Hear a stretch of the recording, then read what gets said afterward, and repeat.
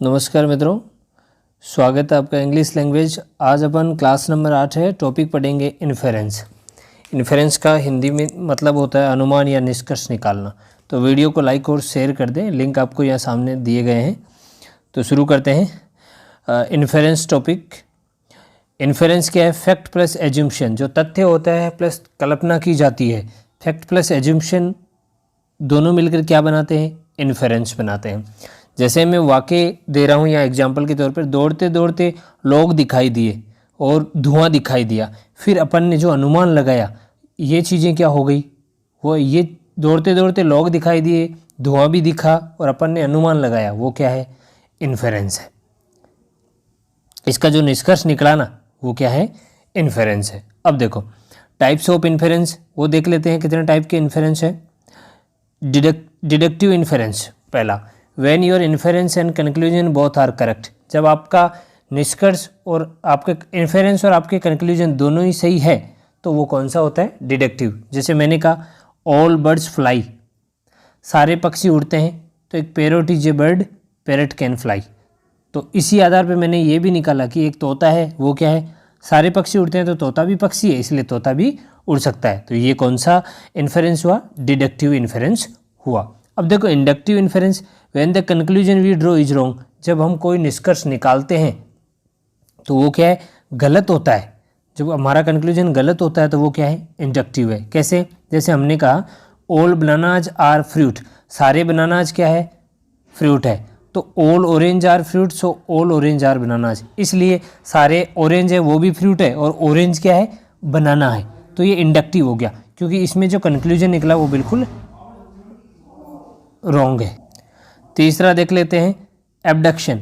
Abduction generally basic drying of conclusion, जो सामान्य अगर अपन निष्कर्ष निकालते हैं तो वो किस में आता है? एबडक्शन में। देखो it is a long and made of would, ये एक लंबी और लकड़ी से बनी हुई चीज़ है। Our teachers use to beat us, जैसे अपन ने एक देखा कि ये लकड़ी से बनी हुई कोई चीज़ है या टेबल देखी, तो मैंने कहा ऐसी इसी लकड़ी से बनी हुई, जो हमारे अध्यापक भी इसी चीज़ का यूज किया करते थे हमें पीटने के लिए। तो ये अपन ने क्या एक जनरली बेसिक कंक्लूजन निकाला है, जो आमतौर पर बेसिक कंक्लूजन है। जनरल भाषा में जो कंक्लूजन होता है वो एबडक्शन में आता है। तो ये कौन सा हो गया? एबडक्शन हो जाएगा। अब देखो इसमें फैलेसीज होती है, फैलेसीज ऑफ आर्ग्यूमेंट, यानी तर्क दोष या भ्रांतियाँ होती है, वो फैलेसीज कहते हैं इनको। तो फैलेसीज कितने प्रकार की है? फैलेसीज देखो इन्फेरेंस निकालते वक्त अलग अलग फैलेसीज हो जाती है। तो वो फैलेसीज कितनी है? पहली देखो hasty generation fallacy. Hasty generation fallacy में क्या होता है? When something happens wrong with us, जब हमारे साथ कोई चीज़ गलत हो जाता है और we consider wrong to all society, और हम पूरी सोसाइटी को ही गलत मान लेते हैं। कैसे? एग्जाम्पल के जरिए समझते हैं। You cannot trust on Pakistani, आप पाकिस्तानी पे ट्रस्ट नहीं कर सकते। Yesterday Pakistani cheated with me, क्योंकि कल एक पाकिस्तानी ने मेरे साथ क्या किया? धोखा किया था। अब एक पाकिस्तानी ने मेरे साथ धोखा किया और अपन पूरी सोसाइटी को ब्लेम कर रहे हैं, तो ये क्या हो गया? Hasty generation fallacy.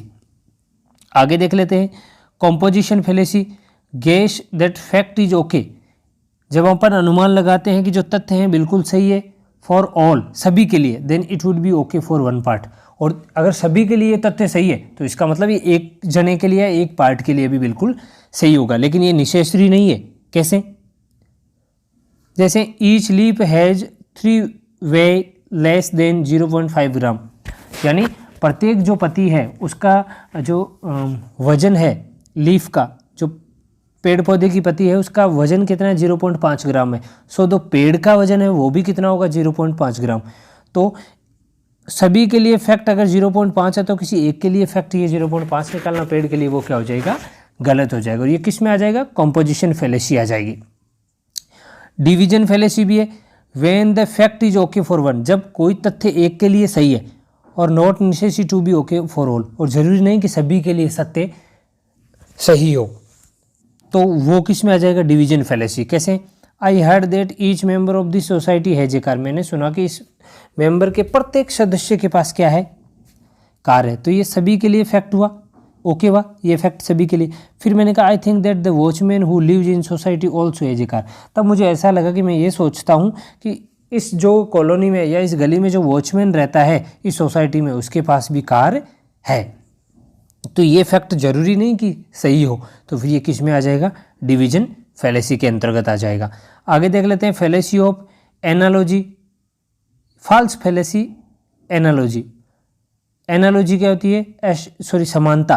तो एक झूठी समानता की जो फैलेसी है वो कैसे हैं, जैसे justify the false matter in true, यानी झूठे मैटर को सत्य के साथ क्या करना, true in true by telling equality in two ideas and things, यानी जस्टिफाई द फॉल्स मैटर, गलत मैटर को सत्य ठहराना या गलत मैटर को जस्टिफाई करना किसमें, सत्यता में, बाय टेलिंग इक्वलिटी, क्या करते हुए, समानता बताते हुए, दो आइडियाज और थिंग में समानता बताते हुए इन चीज़ों को, जो गलत मैटर है उसको सत्य में घसीट के लाना, ये चीज़ हो गई फॉल्स एनालॉजी फैलेसी। कैसे, it is no use of reform a criminal, यानी किसी क्रिमिनल को सुधारने का कोई फ़ायदा नहीं है। तो ये बात गलत है, लेकिन अपन इसको उठा के कहाँ ला रहे हैं, भाई क्रिमिनल को तो सुधारा तो जाना चाहिए, लेकिन अपन जो गलत बात है उसको ट्रू करके बता रहे हैं कि सुधारने से कोई फ़ायदा नहीं। The leopard can't change it's spot, यानी यह बुरा आदमी कभी चेंज नहीं हो तो सकता है, लेकिन अपन जो गलत बात है उसको सही लाके और फिर एक आइडिया और दो आइडिया और बातों को मिला के इक्वलिटी करके अपन बता रहे हैं। फॉल्स कॉज फैलेसी क्या होती है, when someone guesses this by mistake that some special reason gives birth some effect but in reality it doesn't happen, यानी जब अपन ये अनुमान लगाते हैं कि गलती से क्या अनुमान लगाते हैं कि कोई स्पेशल कारण बनता है ना, स्पेशल कारण किसी स्पेशल प्रभाव डालता है, कोई स्पेशल कारण है वो क्या करता है, कोई स्पेशल प्रभाव डालता है, कोई स्पेशल कारण है वो क्या है, स्पेशल प्रभाव डालता है, लेकिन वास्तविकता में ये होता नहीं है। कैसे, the wife of rich person, एक धनी जो धनवान व्यक्ति की जो पत्नी है, वियर एक्सपेंसिव साड़ीज, एक बड़ी महंगी या ज़्यादा कीमत वाली साड़ियाँ पहनती है। So the best way for women, और तो एक औरत के लिए सबसे अच्छा तरीका क्या है, हेल्प हर हस्बैंड, उसके पति की सहायता करने के लिए, is to become a rich by expensive saris, कि वो क्या बन जाए, रिच बन जाए। किस लिए, सिर्फ एक ये बड़ी एक्सपेंसिव साड़ीज खरीदने के लिए, जो एक्सपेंसिव साड़ीज होती है उनको खरीदने के लिए वो क्या बन जाए, रीच बन जाए। तो ये क्या फॉल्स कॉज फैलेसी है।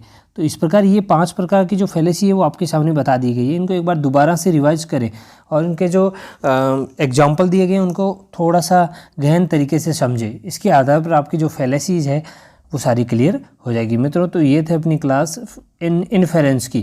कैसी लगी क्लास, वीडियो को लाइक और शेयर कर दें।